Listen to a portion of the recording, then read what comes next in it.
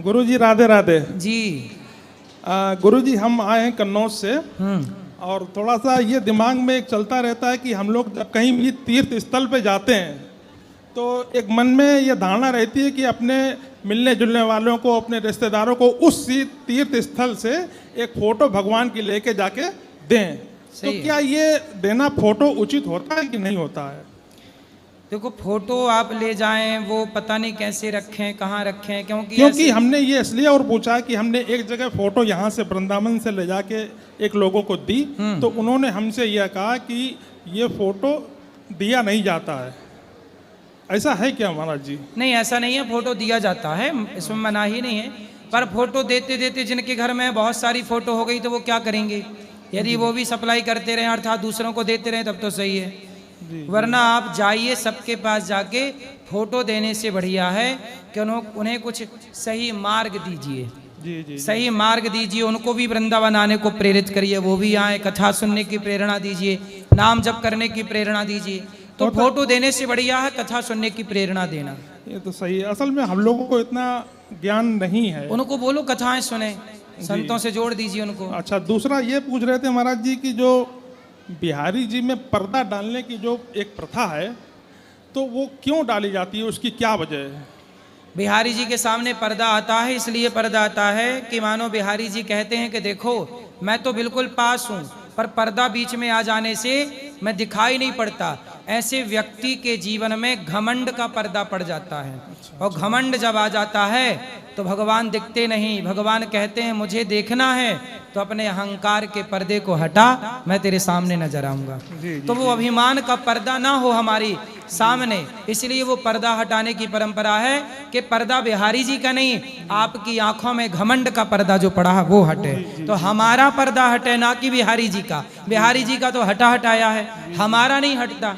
अज्ञान का पर्दा नहीं हटता, अभिमान का पर्दा नहीं हटता, मोह का पर्दा नहीं हटता, हमें हटाने की जरूरत। क्योंकि हम लोग जब जी भर के बिहारी जी को देखने कहा जाता है कि बिहारी जी इतने दयालु हैं कि नजरें मिल जाएं किसी भक्त से भगवान की तो बिहारी जी उनके पीछे चले जाते हैं, इसलिए भी पर्दा लगाने की परंपरा है। तो एक बार जब सोचते हैं कि बिहारी जी को जी भर के देख लें तब तक पर्दा ही पड़ जाता है। हाँ, तो बिहारी जी बड़े दयालु है ना, भक्त के पीछे भाग जाते हैं।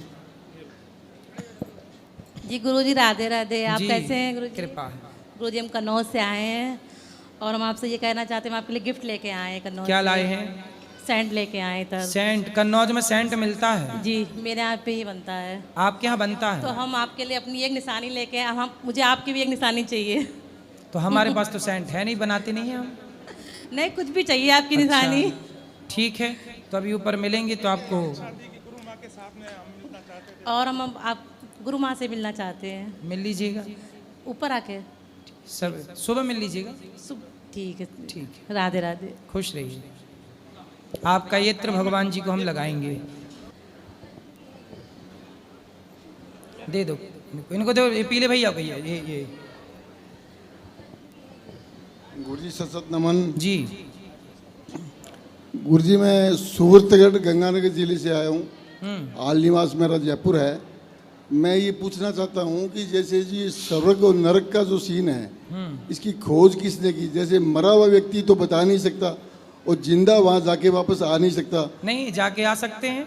हमारे ऋषि मुनि विश्वामित्र जी, वशिष्ठ जी, ये इतने पावरफुल ऋषि हुए हैं कि ये सब जगह जाके आ सकते हैं।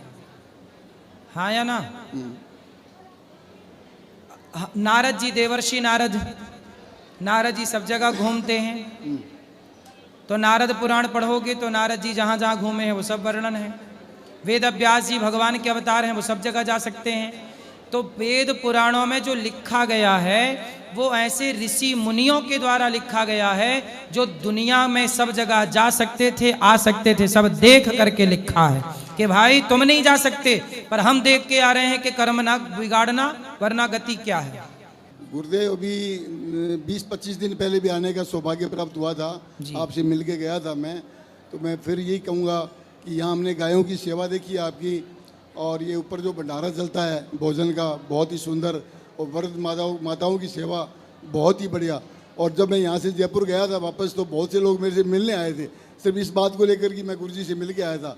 और मैं तो आपको यूट्यूब चैनल में देखता था, आपसे मिलने का सौभाग्य प्राप्त नहीं हुआ था। अभी 20 दिन पहले ही मैं आपसे मिल के गया था। फिर हमारे सरदार सर के हनुमान जी सोनी है, वो कुछ समिति को लेकर यहाँ आना चाहते थे, तो उन्होंने मेरे को कहा कि हम वृंदावन जा रहे हैं, आप भी साथ चलो। तो मैंने कहा हो सकता है गुरुजी पता नहीं वहाँ मिलेंगे नहीं मिलेंगे, जाएंगे पता नहीं, वो कहीं चले गए होंगे। तो भी मैंने हिम्मत करके कहा चलो 4-5 दिन आपके साथ दोबारा चलता हूँ मैं। पिछले महीने की 10 तारीख को मैं ये आपके समक्ष था और 20-25 दिन हुए हैं, दोबारा आने का मौका मिला। आपसे मिलके बहुत ही अच्छा लगा। आप जिस भाव से कहते हो ना कि रावण एक बहुत दुष्ट व्यक्ति था, उसको राम ने मारा, क्यों मारा, क्योंकि वो दुष्ट था।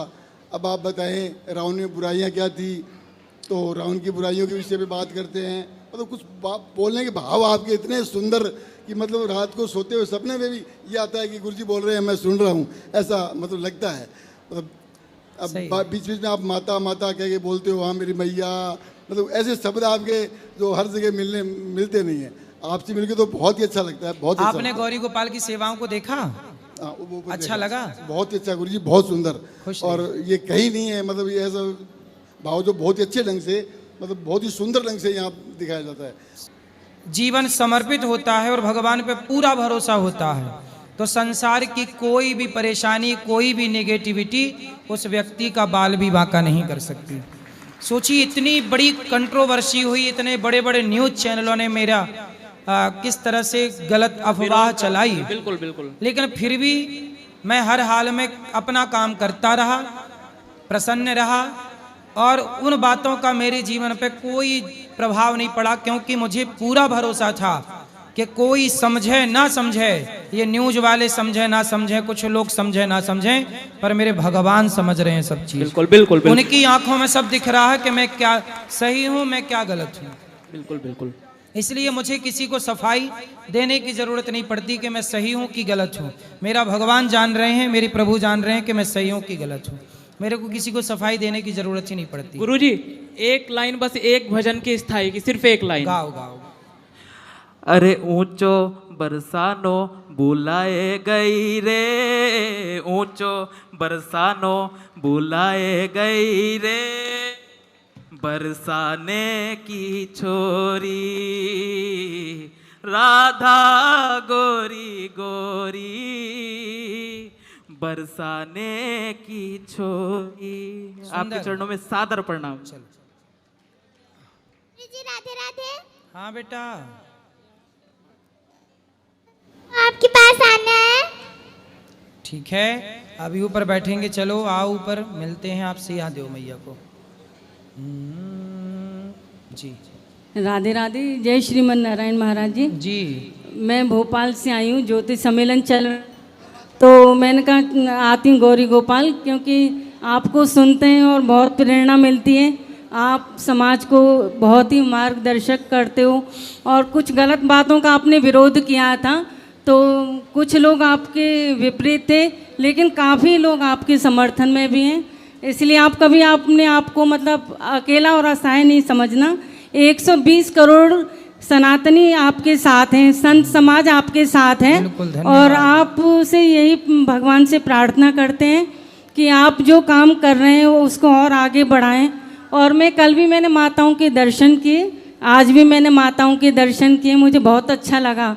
सभी माताएं बहुत खुश हैं और भगवान की तरह आपको पूजा करती हैं आपकी। और यहाँ पे मैं जो किचन चलता है वहाँ भी मैं गई थी दर्शन करने, बहुत सुंदर सेवाएं हो रही हैं, बहुत लंबी लाइन लगी हुई थी। मैं इनका भोजन फिर चलो किसी दिन करूँगी, आज मैंने सोचा मैं भोजन कर लेती हूँ, लेकिन बहुत लंबी लाइन थी, तो मैं इनकी किसी दिन आ जाऊँगी। आज करके जाइए भोजन। अच्छा जरूर महाराज जी, जरूर लीजिए। हाँ प्रसाद में जरूर लूँगी। बहुत सुंदर खुशबू आ रही थी, सुगंध उसमें से। और वृंदावन में बचपन से आती रहती थी, क्योंकि वृंदावन मेरा ननिहाल है। हम यमुना जी किनारे कछुआ देखते थे, बहुत अच्छा लगता था। श्री जो वैष्णव दास जी महंत थे, उनकी मैं भांजी हूँ। गोरेदाऊ जी आश्रम पर मामा जी काफ़ी दिनों तक महंत रहे थे, अब तो शरीर नहीं है। और क्या कहते हैं, इस तरह से मतलब वृंदावन रहता है आना। अटल चुंगी पे भी आश्रम है, वहाँ पर भी। तो इस तरह से बहुत ही अच्छा लगा। लेकिन यहाँ गौरी गोपाल आश्रम में 2 दिन आई थी, कल भी आज भी। और आप निरंतर आगे बढ़ते रहिए। आपके जो संकल्प हैं, सपने, जगह जगह सनातन धर्म को आगे बढ़ाने के, स्कूल खोलने के भगवान से प्रार्थना करती हूँ कि आपके सपने पूरे हों। और मैं एस्ट्रोलॉजर हूँ, काफ़ी टाइम से ज्योतिष का करती हूँ, तो ये सब प्रभु कृपा है। तो आप खुश रहिए और ये मस्त रहिए भगवान की हमेशा। और मैं कहना चाहती हूँ, आप मतलब इतना कुछ विरोध भी सहन कर लेते हो क्योंकि आपका चंद्रमा बहुत अच्छा है, क्योंकि आप माताओं की इतनी सेवा करते हो। तो बुजुर्ग लोगों की सेवा करने से मतलब मन जो होता है वो भी अच्छा हो जाता है, मन भी होता है, बहुत सारी ग्रह अनुकूल हो जाती हैं, इसलिए मन भी आपका अच्छा रहता है और आशीर्वाद मिलता है, क्योंकि माँओं के आशीर्वाद से मन, चंद्रमा जो होता है मजबूत होता है। इसलिए बहुत सारी विपरीत बातों को भी आप झेल लेते हो क्योंकि आप अपनी पथ पे सही रहते हो। आपको पता है कि मैं सही हूँ, फिर दुनिया में कुछ लोग कुछ भी बोलें कोई फ़र्क ही नहीं पड़ता। और न्यूज़ चैनल की चिंता मत कीजिए, वो तो अपनी टीआरपी बढ़ाने के लिए कुछ बोलते हैं, वो तो समझते तो सब हैं, तो लेकिन किसी की भी आप चिंता मत कीजिए। काफ़ी न्यूज़ चैनल अच्छा भी बोलते हैं, तो बस उधर ही ये सब है। और खुश रहिए, आप अपना काम अच्छे से करिए, भगवान आपको आशीर्वाद दें, खूब खुश रहिए, सुखी रहिए। अभी मैं प्रसाद करके बिल्कुल प्रसाद लीजिएगा, भगवान का चिंतन सब लोग करें, बात सही है, खुश रहिए जी। मेरी शादी को गुरुजी 15 साल हुए। मैं पहले से ही मेरे हस्बैंड से बहुत ही ज़्यादा अटैच्ड हूँ। उनका जॉब ऐसा है गुरुजी, वो 1 महीना घर पे रहते हैं और 1 महीना समुद्र में रहते हैं। तो पहले एक महीना इतना लंबा नहीं रहता था। तो समुद्र में क्या मछली पकड़ने का काम है? नहीं, वो रिग में जॉब करते हैं। अच्छा। जो ऑयल के कुएं होते हैं ना, तेल के कुएं होते हैं, उसमें काम करते हैं। अच्छा। तो अभी ऐसा है कि 1 महीना बहुत लंबा लगता है और उसका असर अभी शारीरिक और मानसिक हेल्थ पे भी पड़ने लगा है। पिछले कोविड की वजह से वो 6-6, 8-8 महीने रहते हैं। तो 6-6 महीने बाहर रहते हैं, तो जहाँ वो रहते हैं वहाँ आप जा नहीं सकती? मैं नहीं आ सकती। क्यों? वहाँ अलाउड नहीं होता। वहाँ तेल मतलब वो पेट्रोल डीजल निकलता है? हाँ, वो ऑयल समुद्र के अंदर से। समुद्र के अंदर से। अच्छा। और अभी बच्चे मेरी इतनी शैतान है, नटखट है कि अभी सारा गुस्सा फिर मानसिक स्ट्रेस की वजह से उस पर निकलता है, ऐसा हो जाता है। नहीं, गुस्सा मत निकाला करिए बच्चों पे। और चलिए, वो भी एक काम है उनका। तो ये सरकारी काम है उनका कि प्राइवेट काम है? प्राइवेट काम है। पति का काम प्राइवेट है? प्राइवेट है। पति मेरे आए हुए हैं। आए हैं, पर अटैचमेंट उतना ज्यादा है कि वो 1 महीना बहुत लंबा लगता है। और 1 महीने के लिए बाहर जाते हैं? 1 महीने के लिए जाते हैं। 1 महीने के लिए, और बाकी 8 महीने आपके पास रहे? नहीं, 1 महीना यहाँ, 1 महीना वहाँ। 1 महीना यहाँ, एक मतलब 6 महीने आपके पास, 6 महीने वहाँ। 6 महीने बाहर। तो 1-1 महीना करके। हाँ। तो ठीक है ना, अच्छा तो है। अच्छा है, पर वो भाई दूरी है, ऐसी दूरी हो तो प्रेम सदा जिंदा रहता है, और साथ में ही हो तो प्रेम ही मर जाता है। दोनों एक दूसरे के प्रेम मार डालते हैं, तो जाते ही नहीं कहीं, दिन भर घर में वही। ये बात आपने गुरुजी 100% सही कही है। हाँ। प्रेम जिंदा है, बहुत अच्छे से जिंदा है, पर वो 1 महीने की दूरी सहन नहीं होती है, फिर वो ऐसा हो जाता है। और रहने लगेंगे साथ में तो फिर मुंह बनने लग जाएगा। राधे राधे। इसलिए दूरी भी जरूरी है। दूरी के बाद, वियोग के बाद संयोग का सुख है। संयोग में कोई सुख नहीं है, वियोग के बाद संयोग का सुख है। जी, पति से बात कराओ जी। राधे राधे गुरुजी। जी, तो आप पेट्रोल डीजल निकालते हैं? हाँ जी। समुद्र में? समुद्र में। तो कितना निकलता है डीजल पेट्रोल समुद्र में? गुरुजी, हम क्या करते हैं, हम वेल ड्रिल करके जो क्रूड ऑयल निकालता है उनको ओवर कर देते हैं। तो कितना, ये बताइए, समुद्र के अंदर ये पता कैसे लगता है कि यहाँ डीजल है, यहाँ नहीं है? तो समुद्र के अंदर या फिर जमीन पे एक ही प्रोसेस है, उसका एक सिस्मिक सर्वे होता है। तो सर्वे में पता लग जाता है? वो सर्वे करेंगे तो पता चलता है कि हो सकता है। तो जब खोदते हैं तो निकल जाता है? नहीं, हमेशा नहीं निकल सकता। तो अच्छा। अभी जैसे तो जमीन से निकालते हैं समुद्र के अंदर, तो पानी ना चला जाता है उसके अंदर? नहीं, वो कवर्ड होता है ना, पूरा प्रोसेस है, वो नहीं होता ऐसे, पानी नहीं चले जाता। पानी डीप होता है, काफी डीप होता है, जैसे 3 किलोमीटर, कभी 3.5 किलोमीटर, 4 किलोमीटर जमीन के अंदर। हाँ। तो वो 3 किलोमीटर अंदर आप लोग ऊपर से काम करते हैं कि नीचे जाते हैं? नहीं, हम ऊपर से करते हैं, हमारा रिग लगता है। मशीनें जाती हैं नीचे? मशीनें जाती हैं नीचे, और वो लाती हैं तेल। तो नहीं, वो तेल नहीं लाती। तो कच्चा तेल कैसे होता है, मतलब कैसा होता है वो? कैसा होता है मतलब कैसा दिखता है? हाँ, मतलब चूंकि उसमें तो सब चीजें होती है ना। कहीं किसी लोकेशन पे ब्लैक कलर का दिखेगा, कहीं अगर प्योर हुआ तो ब्राउन कलर का दिखेगा। तो लिक्विड होता है, मतलब लिक्विड होता है। डामर भी तो होता है ना, डामर भी? हाँ वो फिर रिफाइनरी में निकालते हैं तो उसको। रिफाइनरी में पेट्रोल भी उसी से निकलता है, डीजल भी उसी से निकलता है, डामर भी निकलता है, और क्या निकलता है? सारी 16 प्रोडक्ट्स है टोटल, और क्या- शायद क्या? उससे भी ज़्यादा होंगे। क्या क्या? वो petrol, diesel, ATF, ATF aviation fuel, ये क्या होता है? ये जो हवाई जहाज में यूज होता है। हवाई जहाज का, हवाई अच्छा, जहाज वहीं से में यूज निकलता होता है। है। केरोसिन आएगा, फिर वो अच्छा, मिट्टी का तेल। हाँ, और पेट्रोलियम जेली, आखिरी प्रोडक्ट डामर है। जेली क्या होता है ये? हम वैसलीन लगाते हैं। वैसलीन? हाँ, वो पेट्रोलियम जेली उसी से ये निकलता है। होठों पे लगाने वाली? हाँ, वही। अच्छा, ये वहां से निकलती है? वहां से निकलता मतलब ये पेट्रोल की बहन है? यस। आज पता चला कि ये पेट्रोल की बहन है। नाम ही है ना उसका, पेट्रोलियम जेली। पेट्रोलियम जेली, ये तो नाम ने पहली बार सुना, वरना लिप बाम सुनते थे। तो ये आज अच्छा बता दिया आपने। सुनो सुनो, ये पेट्रोल की बहन है। और क्या है इसके भाई बहन? पेट्रोल 16 प्रोडक्ट्स हैं, मुझे सारे याद नहीं है क्योंकि वो मेरा फील्ड नहीं है वो। अच्छा, मेरा फील्ड जो है वो दूसरा मरीन फील्ड है मेरा। मरीन? तो ये मरीन क्या है? मरीन मतलब समुद्र का एक्सपर्ट। अच्छा, समुद्र पे आप घूमते रहो नहीं, मतलब हमारा जो फील्ड है, मेरा मरीन का एक्सपर्ट है। ठीक है, चलो अच्छा है। अपनी पत्नी के साथ प्रेम से रहो। हाँ, हम रहते हैं, लेकिन ये मतलब इसने जैसे बताया बहुत ज्यादा अटैच है। अभी ये अटैचमेंट तो उसको, ये अटैच है कि आप भी कुछ अटैच हैं? मैं हूँ तभी तो वो है।